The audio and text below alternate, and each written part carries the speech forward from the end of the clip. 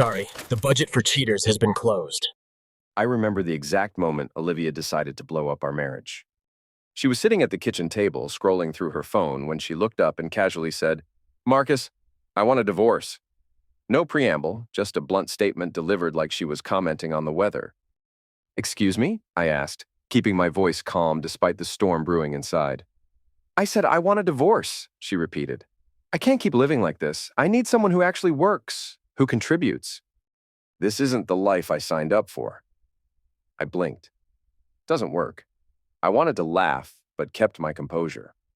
For years, I'd built my career from the ground up, earning a six-figure salary and setting us up for a future most people could only dream of. But Olivia never bothered asking about my work, never showed interest in how I made my money. She thought I was just coasting along, barely getting by. "All right," I said simply. "If you want a divorce, I won't stop you." She seemed surprised by my calm response. "Good, because I've already spoken to a lawyer. You'll need to move out by the end of the month." "Move out of my house?" The nerve was almost comical, but I didn't argue. "Fair enough." In our bedroom, I sat on the edge of the bed and let it sink in. This wasn't about divorce. This was about power. Olivia wanted to feel in control, to paint me as the failure. Maybe she thought she could guilt me into fighting for her. But she didn't know me as well as she thought. The days that followed were passive-aggressive hell. Olivia criticized everything from how I folded laundry to my evening habits. Then there was Brian, my so-called best friend. At first, I didn't think much of how she kept mentioning his name, but soon it became clear he was more than just a friend. I didn't confront her. I let her think she was in control, that I was the passive, clueless husband who wouldn't see what was happening under my nose. The first real red flag came on a Saturday afternoon. Olivia had just returned from lunch with Brian, laughing with flushed cheeks in a way I hadn't seen in years. When I asked what was so funny, she waved me off dismissively. "Oh, it's just something Brian said. You wouldn't get it." I wouldn't get it? Since when had I been on the outside of our marriage looking in? The answer, I realized, was far earlier than I'd cared to admit. I started noticing more things. The texts she'd type with sly smiles before quickly locking her phone. The way she'd suddenly dress up more whenever she had plans with Brian. The excuses about how they were just friends or how I was overthinking. Things. Overthinking. That's the favorite word of every guilty person trying to shift the blame. One evening, as I packed a suitcase with a few essentials, Olivia leaned against the doorframe with arms crossed and a smirk on her face. "So, have you figured out where you're going to stay?" she asked, her voice dripping with condescension. I zipped up the bag and turned to face her.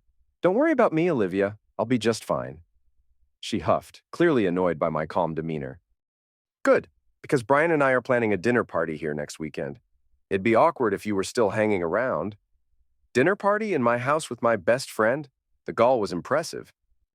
"Don't worry, I'll be gone long before then." As I walked past her, I caught a glimpse of her smug smile.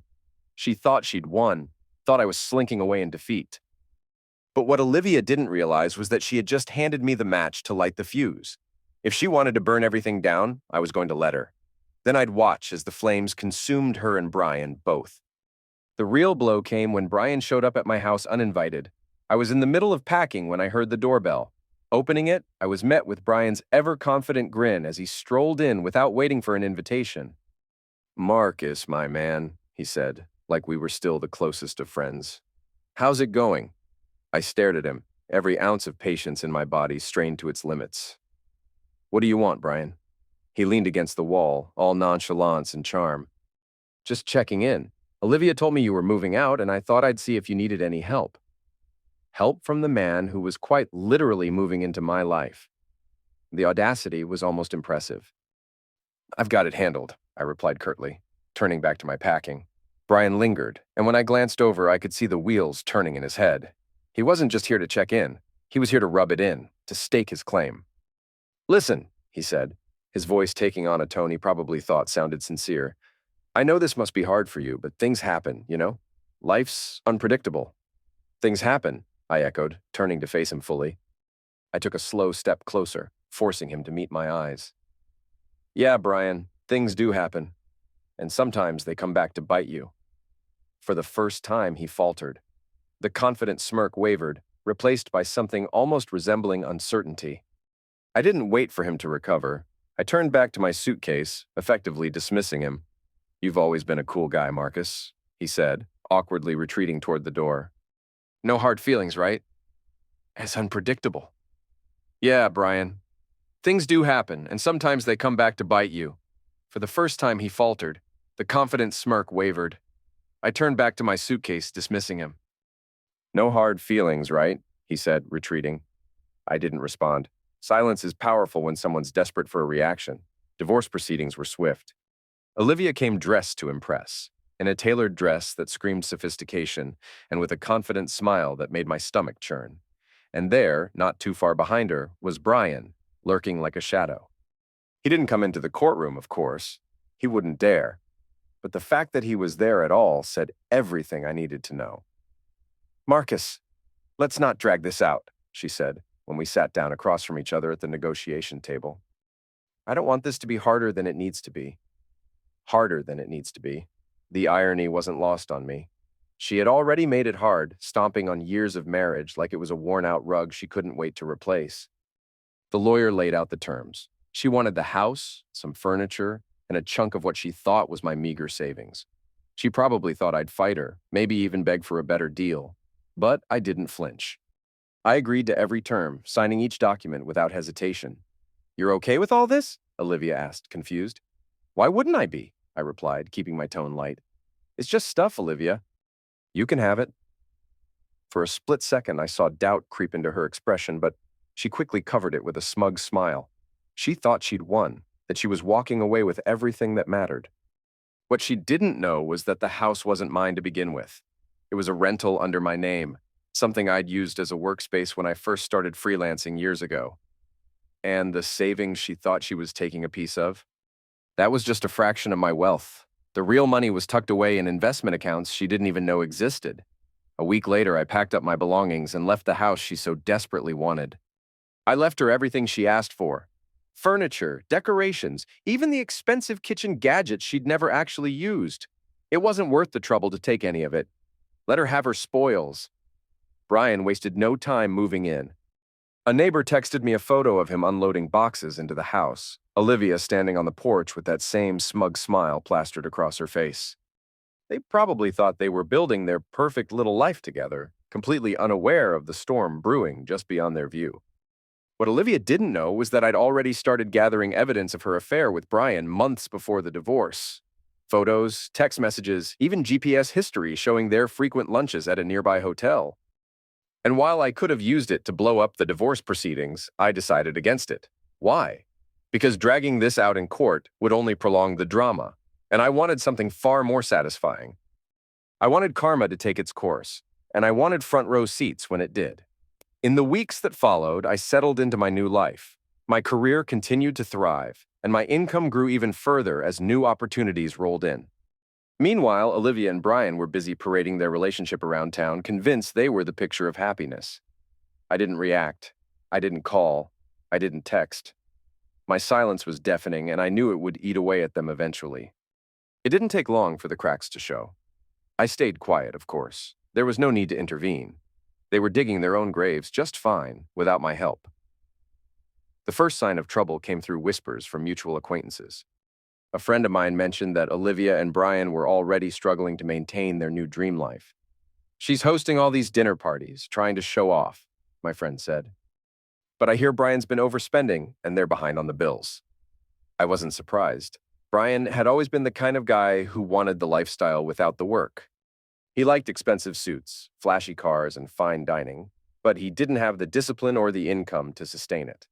Olivia apparently hadn't realized she'd traded financial stability for a man who was all show and no substance.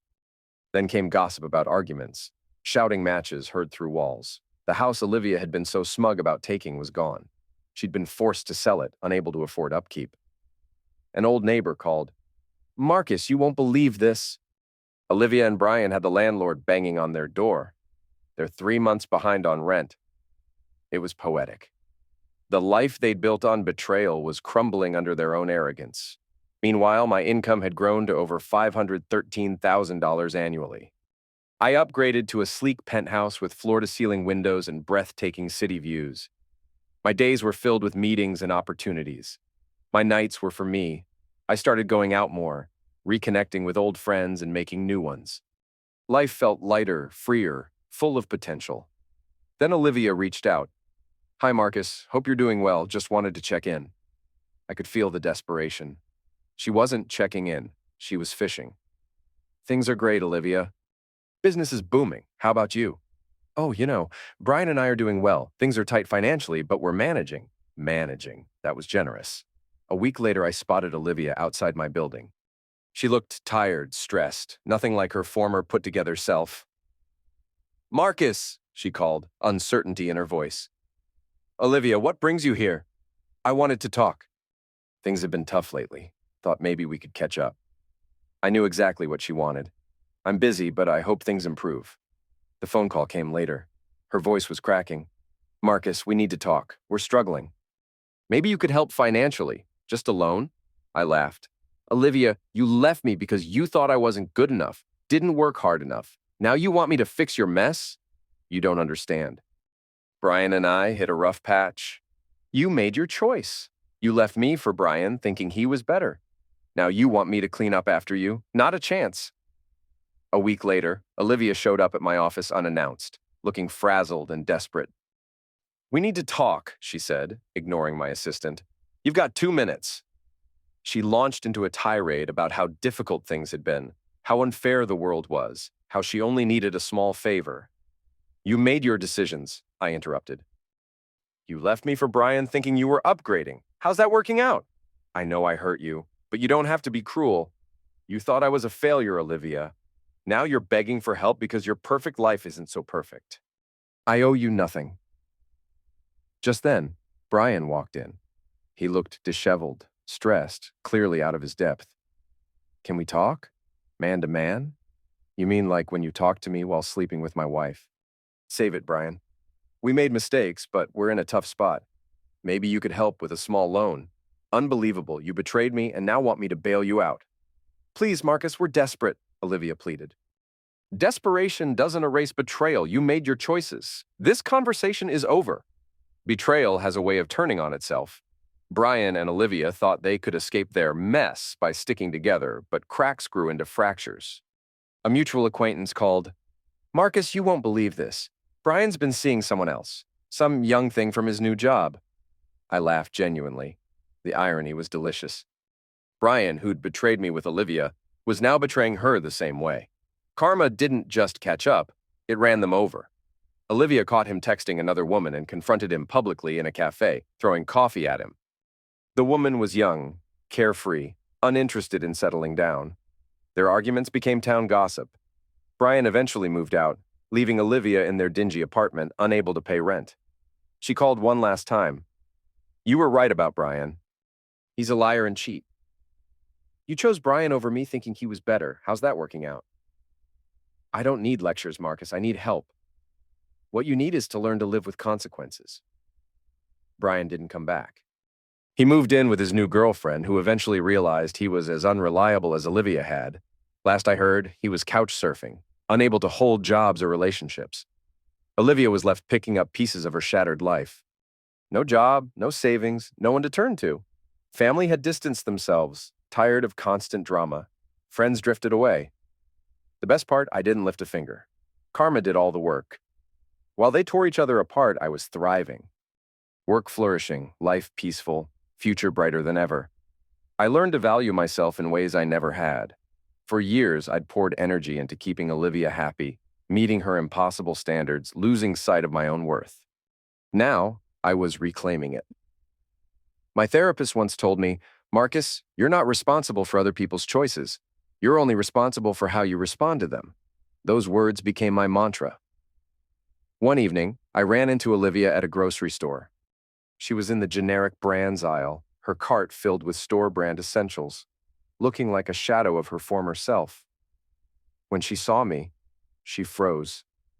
"Marcus," she said, voice barely above a whisper. "Olivia," I replied, keeping my tone neutral. She looked defeated, broken. The confident woman who demanded a divorce was nowhere to be found. In her place stood someone hollow-eyed, worn down by her own choices. I hope you're doing well, I said genuinely. I had moved beyond anger. She nodded quickly, eyes darting away. You too, she mumbled before hurrying down the aisle. As I watched her leave, I felt free. Free from anger, from the need for revenge, from caring what happened to her next. Sometimes the best revenge isn't watching enemies fall. It's rising so high their failures become irrelevant. Almost a year later, I was at a charity gala as a major donor. That's where I met Sarah, a brilliant marketing executive. We'd been dating 3 months, building something real and substantial. As we danced, Sarah said, "You know what I love about you, Marcus? You're so present. I feel like I'm with someone who knows exactly who he is." In that moment, I realized Olivia hadn't just left me. She'd given me the greatest gift. She'd forced me to discover my own strength, worth, and capacity for happiness that didn't depend on anyone else's approval. Sometimes the best revenge isn't shouting or fighting. It's silence, patience, letting others dig their graves while you build your empire. The best revenge is living well. By that measure, I hadn't just won. I had transcended the entire game. They hadn't just left me. They had freed me. Every day since had been a step forward into a world brighter, bigger, and better than anything they could have imagined.